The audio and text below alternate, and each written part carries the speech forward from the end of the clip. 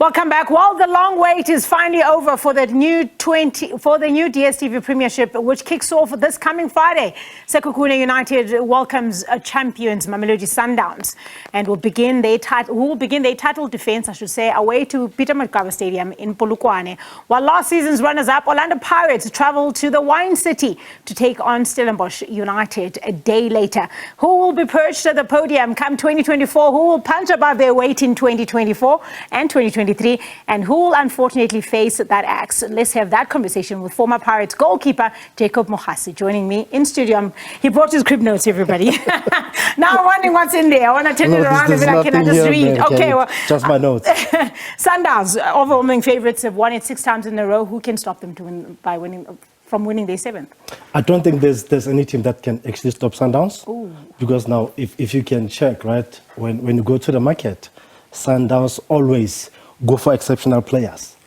And the other teams, they just go for good players. And the others, they just go for players. So that's the difference between Sundowns and the other teams. This includes Orlando Pirates? Yes, like I'm saying, from number 2 probably to number 8, they sign good players, you know. So you cannot compare Sundowns to Chiefs and Pirates. There's no way. Sundowns, they conquer, you know. So playing in the Premier League for them, it's nothing. They always want to play at the global stages. Yeah, but when you look at how busy the other teams were, Orlando Pirates, for example, you don't fancy who they've brought in, what they've done in the preseason to be something that can actually push Sundowns this season. I'll have to emphasize on this. Okay. Like I've been saying before, Pirates signed good players, not exceptional players. And when you check Sundowns on the transfer market now, they didn't go that much, because they still have players that can actually compete for maybe 2 or 3 seasons to come. So they're still okay when it comes to that. Okay. It's going to be very difficult for the other teams. Okay, apart from the fact that no one can win this league, according to you, who has impressed you in terms of who they've brought in? SuperSport, they went to the market. They got few players as well, even Pirates as well. They've got some quality players. So I think they will compete, but they won't conquer. Yeah, which of those transfer deals do you think they can actually make a difference in? I mean, there's other if they don't win the league, there's MTN 8, there's Nedbank Cups, there's a host of trophies to be won in the domestic league as well as CAF. So which of those players will be able to influence those teams? I think if you can check Paris, for instance, they have signed Patrick Maswangai, the youngster from SuperSport. So that's a very good acquisition. And they also signed Katlago Tadisa from Marumu Gallants. So I think with those two and the others that they have signed, they can actually do something. Yeah. You know, obviously taking the league out of the equation. Yes. But who comes first for you then come end of the season? Definitely, it's going to be Sundowns again. Well, who's behind them? The other teams will have to fight for the second spot. Be it Kaizer Chiefs, be it Orlando Pirates, or even SuperSport as well, you know. But I'm going to give it to Sundowns again this season. Yeah, I mean, someone like Zakele, for example, had a great season, the Bafana player with SuperSport United. Now he's gone back to his parent club, Orlando Pirates.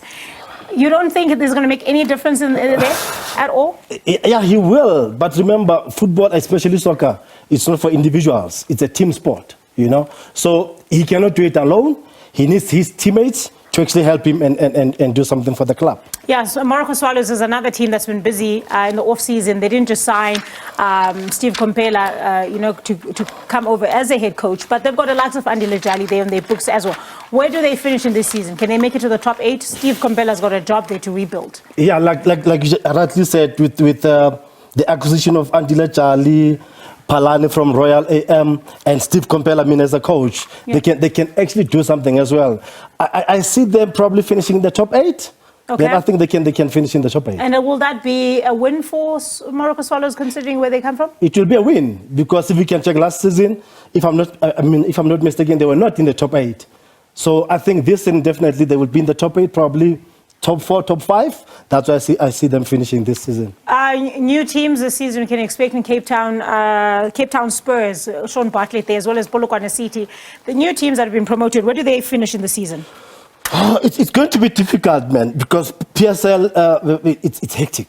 It's not your manga, league. It's very hectic. So when you come to the PSL, you need to know your story. So it's going to be very difficult for them, even with the players they've signed. I don't see them doing very well. I think they will be just in the probably 12th, 13th spot there, but I don't see them in the top 8. But I mean, for those teams being newly promoted, finishing inside, not fighting relegation battle, that should be a positive result for them. But Sean Bartlett is somebody who's very ambitious, who knows what it takes to win things in South Africa. Surely he'll be targeting top 8 and will fancy his chances. Yes, Sean, with respect to him as a coach, yes, he's got ambitions as a coach. But does he have players to actually compete for the league?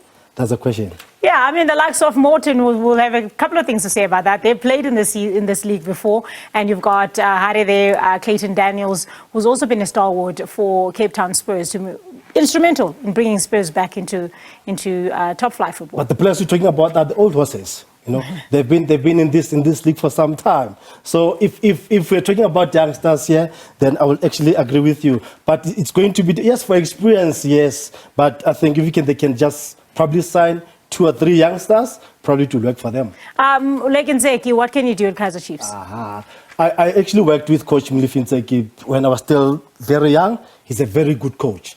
Not good coach per se, exceptional coach. Exceptional coach for Kaizer Chiefs standards? For Kaizer Chiefs, yes. Okay. He's going to do well. I think the supporters just need to give him a chance and then always try and support him.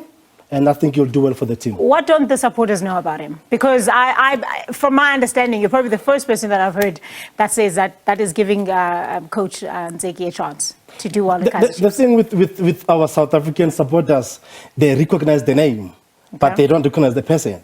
So when they heard Molefi Nzeki, they be like, who's this Molefi Nzeki? But not knowing that Molefi Nzeki has been in football for long. What don't they know? That he's been in football for long. Okay, give us insight.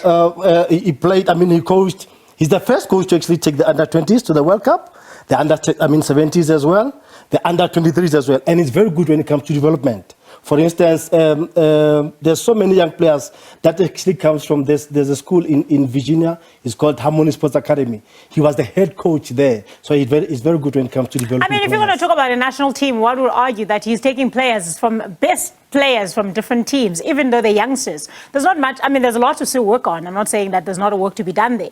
However, you are polishing what's already been, you're shining what's already been polished. Hence I said he's exceptional. He knows how to combine the players, irrespective of where they come from, but he takes players and make them a team. Surprisingly, no KwaZulu-Natal team made into the top 8 this season. What went wrong? There were so many politics in KZN. And if you can check, Golden Arrows were struggling. AmaZulu also, they lost the coach. So they actually lost the momentum and the rhythm. And that actually affected the players, So they could not actually took them time to actually gel, from the new coach. What do they do this season? Which teams for you in the KZN would actually get back to where they used to be in the top 8, do you believe? I'll give you to AmaZulu now. I watched them when they play this Premier whatever cup. They've got a good team. They've got a good team. Do they have a good coach? They've got a good coach, yes. But remember now, when you have a good team, you're playing for survival. You've got, not good team, you've got good players. You play for survival. Unlike when you're an exceptional coach, you're playing to conquer the league and just go to the next stages of maybe playing in the CAF Champions League. Yeah, speaking of CAF Champions, you've got SuperSport United and Sekhukhune United. Sekhukhune, first time going there. SuperSport United have been there before, losing a final, if I'm not mistaken, with the likes of Dean Furman being at the club at the time, and Clayton Daniels. Yeah. Where do you see where they go? How far do they progress in those competitions? Let's start with the two in Confederation Cup, Sekhukhune as well as SuperSport United. I'll give it to SuperSport now because fortunately I played in the Champions League for SuperSport, So they've got an idea of what's happening in Africa. So I think they'll actually do well.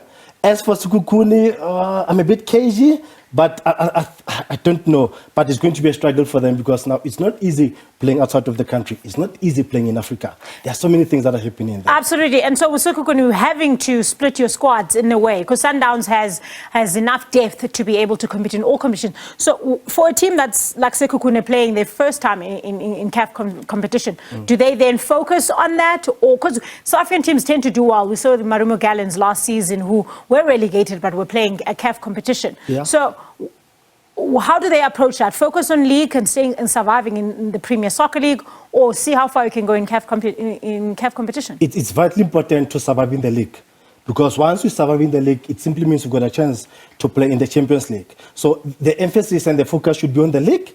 When they do well on the league, then probably next season it will be easy for them to go and compete in the Champions League. Yeah, and how well does Pirates and Sundowns do in CAF Champions League? Now you talk about the two most important clubs that know how to play the Champions League.